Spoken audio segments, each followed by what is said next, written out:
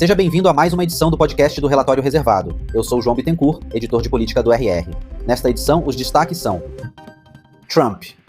Algumas certezas e muita especulação.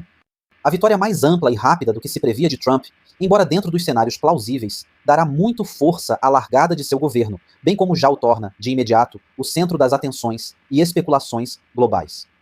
O controle da Câmara e do Senado, somados ao impulso inicial, devem fazer com que o republicano seja usado em sua agenda inaugural junto ao parlamento, assim que assumir em janeiro.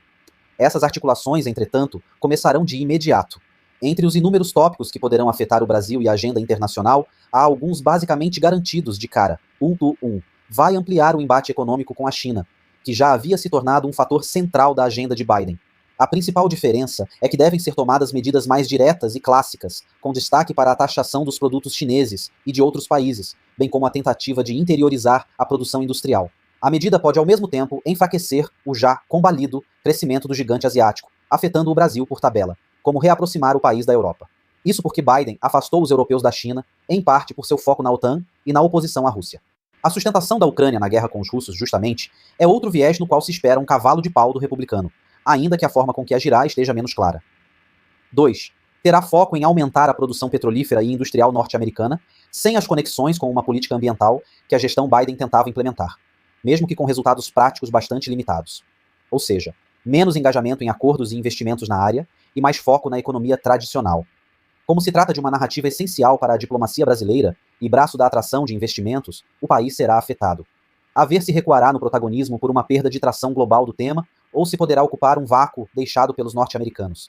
Não se deve subestimar, contudo, o olhar de Trump para setores de tecnologia e inovação, que passa por energia. Até pela proximidade dos republicanos com nomes na linha do empresário Elon Musk. 3. Politicamente, a eleição de Trump e o peso decorrente de sua votação dará fôlego à oposição ligada a Bolsonaro no Brasil, que já embarca na vitória para prever que o ex-presidente reverterá sua inelegibilidade. Em paralelo, dá a partida em uma segunda onda de diagnósticos e enfrentamentos dentro do campo governista e da esquerda.